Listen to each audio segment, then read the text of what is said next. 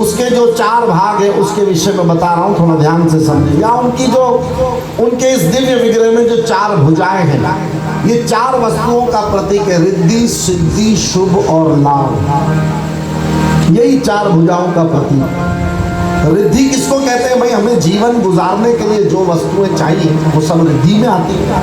और उसकी सिद्धि किस प्रकार से होती है, वो मिलेगी कैसे? जो हमें जीवन में अपेक्षित है, जो हम चाहते हैं अपने जीवन को सरल बनाने के लिए, वो मिलेगा कैसे? उसको रिद्धि कहते हैं। और वो आएगा कैसे, किस रास्ते से आएगा, किसकी कृपा से आएगा, उसको सिद्धि कहते हैं। हमारे जीवन का शुभ किस प्रकार हो और हमारे जीवन में हमें वास्तविक लाभ की प्राप्ति कैसे हो, वो चारों बातें गणेश जी के 4 हाथों का दिव्य प्रतीक है। अब गोस्वामी जी लिखते हैं कृपा सिंधु। गणेश जी क्या करते हैं? बोले अनंत कृपा करते हैं अपने भक्तों पर। राम सुंदर प्रभुदास नाम के एक बड़े दिव्य महात्मा हुए, उन्होंने लिखा कि गणेश जी के हाथों में जो 4 भुजाओं के अंदर 4 वस्तु धारण कर रखी है, उसके विषय में वो बताते हैं। पुस्तक, पाणी, कुठार, त्रिशूलम, वो किस प्रकार करुणा करते हैं उसके विषय में बता रहा हूं। एक हाथ के अंदर पुस्तक है, ये पुस्तक ज्ञान का प्रतीकात्मक स्वरूप है, क्योंकि गणेश जी की कृपा के बिना ज्ञान की उपलब्धि कैसे होगी? वो बुद्धि के देवता। और हाथ में कुल्हाड़ी है, ये कुल्हाड़ी किसी बाहर के शत्रु को ही मारने के लिए नहीं, ये कुल्हाड़ी इस बात का प्रतीक है, कुठार इस बात का प्रतीक, जो शास्त्रीय वर्णन है उसके बारे में बता रहा हूँ। यहाँ आपने पता नहीं हाथ में क्या रखा है? हाँ, फूल है। हाँ, कुल्हाड़ी की जरूरत नहीं है। तो वो कुठार, पुस्तक, पाणी, कुठार, त्रिशूलम, मोदक, भोग, सुगंधित फूलम, वो कुठार हमारे भीतर के अहंकार और भीतर की जो मानसिकताएं हैं जो हमें रोगी बनाती है, उनको काटने के लिए, उसका निवारण करने के लिए। पुस्तक, पाणी, कुठार, त्रिशूलम, मोदक, भोग, सुगंधित फूलम, सिद्धि सदन गज बदन विनायक। उनका शरीर कैसा है? बोले हाथी जैसा शरीर है। और फिर कहा कृपा सिंधु, सुंदर सब लायक। अब अगर रूप को, ऊपरी रूप रेखा को देखा जाए तो सुंदरता बुद्धि से समझ में नहीं आती। एक तो हाथी का रूप है, दांत एक टूटा हुआ है, शरीर जो है वो मानव का है, पेट बहुत बड़ा है, और एक नाम भी है गणेश जी का, लंबोदर। इसका क्या अर्थ है? लंबोदर, इसमें 2 वस्तु है, लंबो उदर, उदर माने पेट, यानी जिसका पेट बहुत बाहर हो, वो लंबोदर है। तो सौंदर्य तो दिखाई पड़ता नहीं, बुद्धि से देखने जाते हैं तो सौंदर्य दिखाई नहीं पड़ता, लेकिन जब भीतर की दृष्टि से देखते हैं तो वो सौंदर्य दिखाई पड़ता है। वो कैसा सौंदर्य है? वो केवल चित्र का सौंदर्य नहीं है, चरित्र का सौंदर्य है। गणपति में जो सौंदर्य है, जो खूबसूरती है, वो उनके चरित्र की है। वो चरित्र कैसा है? अब उस चरित्र को जानने के लिए कई पुराणों के अंदर श्री गणपति का वर्णन आता है। शिव पुराण में, मेरे पास अभी शिव पुराण भी खुला हुआ है यहाँ पर, उसमें एक कथा है गणेश जी की उत्पत्ति की। और इसके अतिरिक्त एक उप पुराण है व्यास जी द्वारा रचित, वो है गणेश पुराण।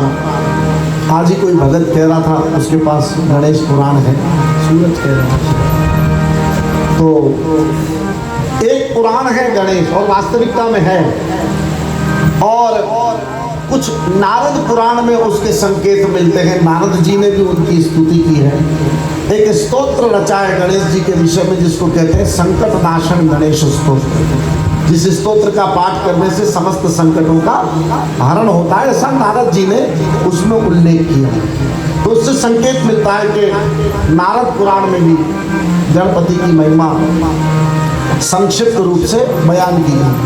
इसके अतिरिक्त एक और पुराण है जिसको ब्रह्मवैवर्त महापुराण कहते हैं। इसके 3 खंड हैं। एक खंड को गणपति खंड कहते हैं, एक खंड कृष्ण खंड है, तीसरा खंड पार्वती खंड अथवा तो आद्य शक्ति खंड के नाम से प्रसिद्ध है। तो ब्रह्मवैवर्त महापुराण और शिव पुराण अंतर्गत कथाएं हैं। लेकिन इन कथाओं का जब सीधे आप पुराणों को लेकर के उसका दर्शन करेंगे तो थोड़ा थोड़ा आपको भेद उसमें दिखाई पड़ेगा। उसको मैं कोशिश करता हूँ कि आपके सामने संक्षेप मुख्तसर रख करके आगे बढ़ूं। तो पहले हम ब्रह्मवैवर्त महापुराण की उस कथा का थोड़ा सा दर्शन संक्षेप में कर लेते हैं। पहले तो माँ पार्वती भगवान शंकर के पास जाकर के पुत्र प्राप्ति की कामना के लिए भगवान शंकर से प्रार्थना करती है। ये ब्रह्मवैवर्त महापुराण में से आपको बता रहा हूँ मुख्तसर। और भगवान शंकर माँ पार्वती की विनती सुन करके एक विद्वान, गुणवान, शक्तिवान, ब्रह्मवेता पुत्र प्रदान करने वाला माँ पार्वती को एक व्रत बतलाते हैं। उस व्रत का नाम है पुण्यक व्रत। आप लिखेंगे तो गूगल के अंदर भी आ जाएगा। पुण्यक नामिक ये व्रत भगवान शंकर ने माँ पार्वती को बताया। उस व्रत की बहुत विस्तार से विधि ब्रह्मवैवर्त महापुराण के अंदर मौजूद है, उसको आप विस्तार से पढ़ सकते हैं। ये पुण्यक व्रत माँ पार्वती जी ने भगवान श्री कृष्ण को प्रसन्न करने के लिए किया था। किसको? ये वर्णन है ब्रह्मवैवर्त महापुराण में, व्यास जी लिख रहे हैं। माँ पार्वती भगवान बांके बिहारी जी कृष्ण कन्हैया को प्रसन्न करने के लिए पुण्यक नामिक व्रत को धारण करती है। और उस व्रत के फलस्वरूप साक्षात पुराण पुरुषोत्तम भगवान श्री कृष्ण गरुड़ वाहन पर सवार होकर के माँ पार्वती को दर्शन देने के लिए सागर के तट पर प्रकट होते हैं। बोलिए कृष्ण कन्हैया लाल की। आपने कन्हैया के स्वागत में ताली भी नहीं बजाई। देखो, भगवान गरुड़ पर सवार होकर आए पार्वती का व्रत सुनकर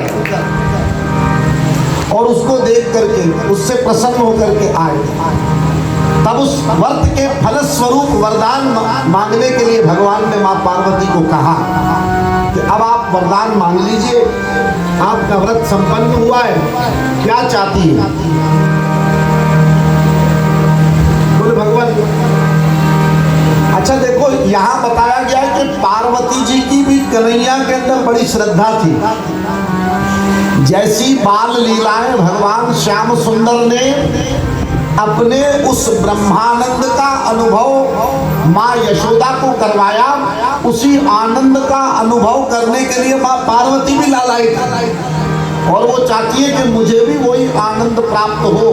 इसलिए संकेत में भगवान कृष्ण से कहा, हे भगवान, ये पुण्यक नामिक व्रत जो मैंने किया है, इसके फल स्वरूप अगर आप मुझे वरदान देना चाहते हैं तो मैं आपसे यही वरदान मांगती हूँ कि हे भगवान, मुझे आपके जैसा एक लाला हो जाए। ये पार्वती जी ने मांगा। भगवान कृष्ण मुस्कुराए और भगवान ने कहा कि भाई, मेरे जैसा तो दुनिया में दूसरा कोई है ही नहीं, कोई एग्जाम्पल नहीं। इसलिए भगवान का रूप, भगवान के गुण, भगवान की लीला, भगवान का धाम, भगवान के भक्त, भगवान के संत, ये सब अनुपम होते हैं। इनकी उपमा और किसी वस्तु से नहीं दी जा सकती। तो भगवान ने कहा कि मैं तो अनुपम हूँ, मेरे जैसा तो कोई नहीं है। इसलिए हे पार्वती, जाओ, मैं तुमको वरदान दूंगा, मैं ही तुम्हारे घर पुत्र रूप होकर के आऊंगा। ये भगवान कृष्ण का वरदान आप ब्रह्मवैवर्त महापुराण में व्यास जी के मुख से और अच्छे से डिटेल में जाकर इसको पढ़ सकते हैं। और फिर वो बहुत लंबा विस्तार है, उसके अंदर बहुत बड़े बड़े देवी और देवता ये सब आए थे और उन्होंने सबने माँ पार्वती को बड़ी शक्तियों और बड़े आशीर्वादों से संपन्न किया। फिर कथांतर वहां पर भगवान अंतर ध्यान हुए वरदान देकर के। उसके बाद एक बार भगवान ने सोचा कि अब वरदान तो दे दिया, लेकिन वरदान को फलीभूत करने के लिए भी तो कार्य करना पड़ेगा। तो वहां क्या किया गया? बोले भगवान द्विज रूप धारण करके माँ पार्वती और भगवान शंकर के गिरि शिखर के पास वहां पहुंचे, अलग जगाई। भगवान ने स्वागत किया, महादेव और माँ पार्वती जी ने द्विज का स्वागत किया। द्विज को कहा क्या सेवा करें? बोले भरपेट भोजन करेंगे। और ना जाने कितनी भोजन की चीजें लिख करके दी कि हमें ये सब कुछ खाना है। ये लंबोदर कैसे हुए उसकी कथा सुना रहा। बड़ा सा पेट और डिटेल में सारा लिस्ट लिख करके दिया भगवान ने। और फिर माँ पार्वती वो तो अन्नपूर्णा है ना, उसके घर तो भंडारे की कमी नहीं है। अन्नपूर्णे महापूर्णे शंकर प्राण वल्लभे ज्ञान वैराग्य सिद्धार्थे भिक्षाम देहि च पार्वती। पार्वती जब किसी को खिलाएगी, पार्वती जब किसी का उदर भरेगी, तो वास्तव में पेट भरना क्या है? ये पेट भरना सिर्फ भंडारा खाना नहीं है। पेट भरना केवल प्रसाद तो बहुत पवित्र वस्तु है, वो तो ग्रहण करनी चाहिए, लेकिन वास्तव में क्या है प्रसाद? बोले ज्ञान वैराग्य सिद्ध्यर्थे। जब माँ अन्नपूर्णा भंडारा बांटती है तो किस वस्तु का? बोले ज्ञान और वैराग्य रूपी भंडारा बांटती है। और ध्यान रहे, ज्ञान और वैराग्य की बहुत जरूरत है।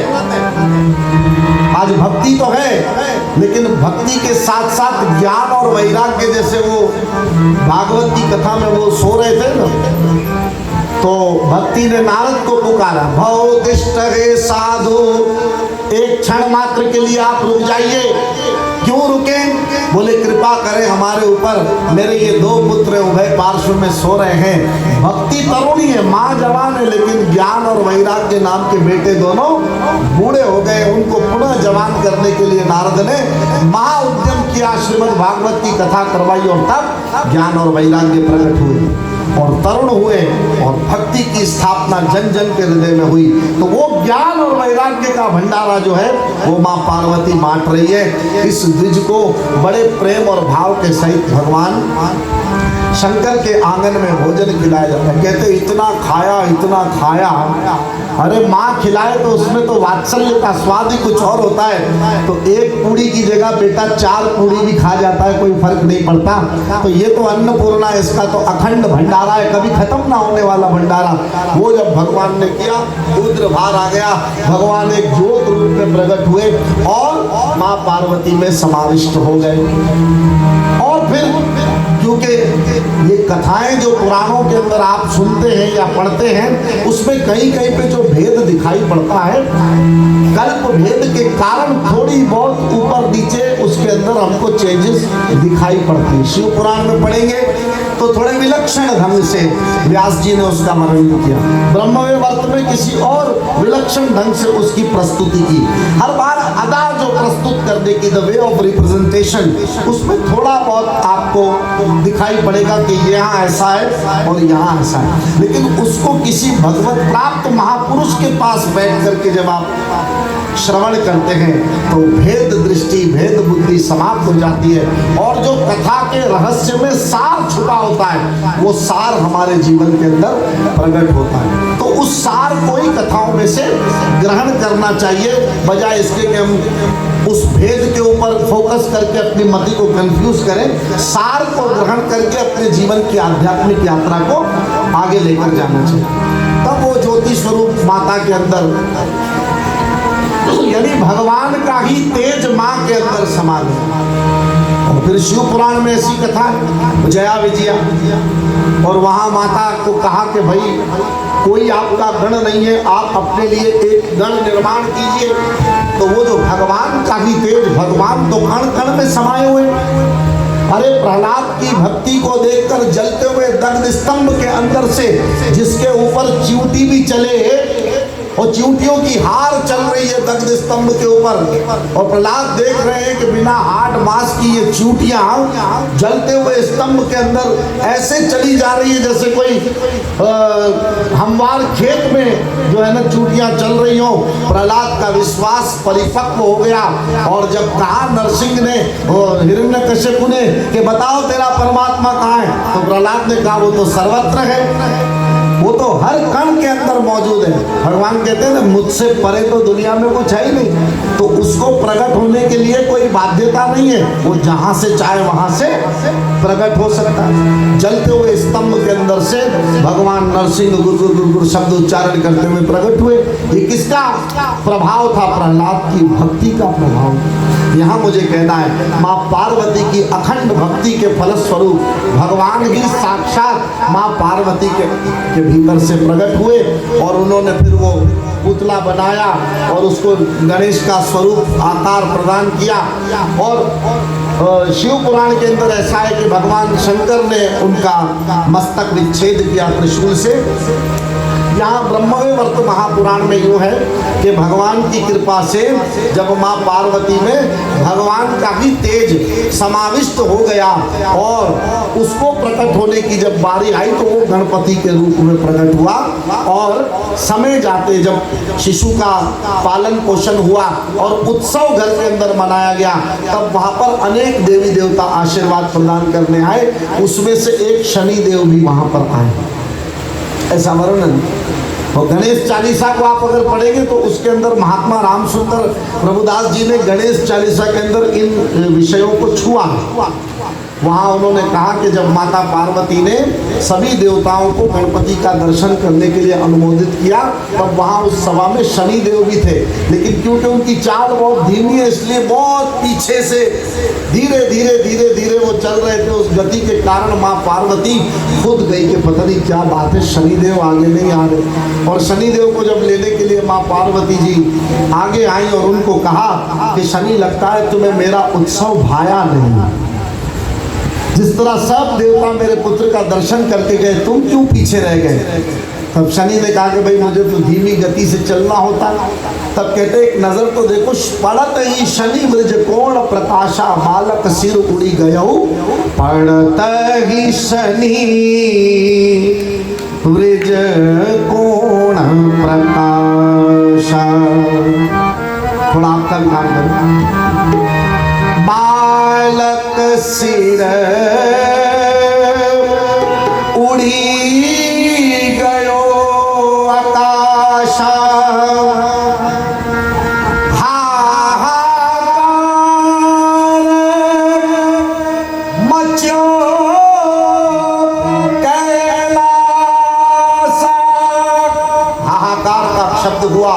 कहते हैं शनि की दृष्टि पड़ते ही गणेश जी का मस्तक विच्छेद हुआ और वो आकाश में उड़ गया। कहा बालक सिर उड़ी गयो आकाशा।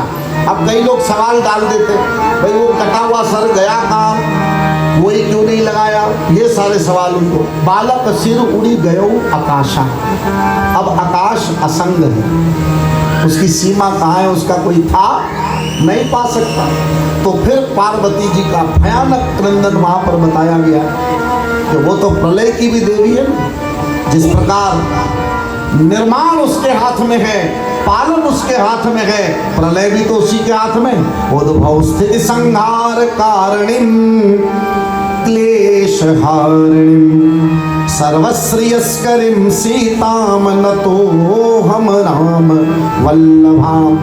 तो निर्माण, परवरिश और प्रलय तीनों जिसकी गोद में खेलते हैं, वो पराम्बा भगवती जब रणचंडिका के रूप में अपने आप को प्रस्तुत करती है, सब देवता भयभीत हो जाते हैं। और सबसे पहले भगवान विष्णु क्या करते हैं? तुरत गरुड़ चढ़ी विष्णु सिधाए। तुरत गरुड़ चढ़ी विष्णु सिधाए। काटी चरण सो गज सिर लाए। काटी चरण सो गज सिर लाए। काटी चरण सो गज सिर लाए। तुरंत गरुड़ चढ़ी विष्णु सिधाए। भगवान विष्णु गए और जो प्रथम प्राणी सामने से आ रहा था उसका मस्तक ले आए और वो ला करके गजानन के ऊपर जो मस्तक विच्छेद हुआ था वहां पर बालक के सिर ऊपर धार्यो। बालक के सर पर रखा और क्या किया? बोले संजीवनी विद्या के तो धनी है महादेव। प्राण मंत्र पड़ी शंकर नार्यो। भगवान शंकर ने प्राण फूके और भोलेनाथ जिसने प्राण फूके, क्या उसको जीवन नहीं मिल सकता? केवल मृत्यु के देव नहीं है महादेव, क्योंकि जिसके पास मृत्यु है उसी के पास तो जीवन है। मत भूले उस कथा को जो मार्कंडेय ऋषि, जिसका बहुत स्वल्प जीवन था, और मृत्यु आकर के सामने खड़ी थी। काल पाश को डालने वाला यम वहां महादेव को उपस्थित जानकर कहता है, प्रभु मेरे काम में दखल अंदाजी कर रहे हैं, ये काम तो आपने ही सौंपा है प्राण लेने का। बोले प्राण लेने का तो तुम्हें सौंपा है, लेकिन प्राण देने की जिम्मेवारी तो मेरी भी है, इसलिए जिसको मालिक रखे उसको कौन चखे। तो भोलेनाथ ने प्राण दिए और वो महामुनि मार्कंडे जी एक विशुद्ध भक्त जिन्होंने मृत्यु पर भी महामृत्युंजय मंत्र का निर्माण किया। एक ऐसा मंत्र कि जिसके अनुरूप मंत्राकार मन की वृत्ति हो जाए तो मनुष्य मृत्यु के ऊपर भी पैर रख करके आगे बढ़ सकता है। वो भगवान शंकर कृपालु देव है। उन्होंने प्राण मंत्र पढ़ करके गणपति पर फूंका, गणपति सचेत हुए और उसके बाद सभी देवताओं ने और देवियों ने मिलकर के श्री गणेश जी को वरदान दिया और पार्वती जी के उस क्रोध को, क्रंदन को शांत करने के लिए सभी ने वरदान की न्यौछावरी मानो कर दी बालक के ऊपर। यूं भी हमारे यहाँ व्यवहारिक जगत के अंदर भी एक नियम है कि जब बालक का जन्म होता है तो हम कुछ न कुछ निछावरी करते हैं। तो निछावरी में सभी देवताओं और देवियों ने वरदान दिया कि आज से हम सबका वरदान है कि जो भी कार्य किया जाएगा, शादी भी गणेश के बगैर नहीं होगी, कोई पूजा पाठ गणेश के बिना नहीं होगी। अग्र पूजा का अधिकारी कौन है? श्री गणपति। इसलिए उनका नाम लेकर के सारा काम श्री गणेश किया जाता है। आज के इस उत्सव के श्री गणेश की आपको जोरदार तालियों में भूल शाह बताएंगे। तो ऐसे गजानन गणपति देव हैं, उनकी महिमा का कोई पार नहीं है। और ये थोड़ा मुख्तसर मैंने कहा आपको कथा के विषय में भी संकेत के रूप में बताया जाए। टाइम है क्या पूरा हो चुका? 11:15 हो गया। जय सिया राम। एक भजन सुनाए।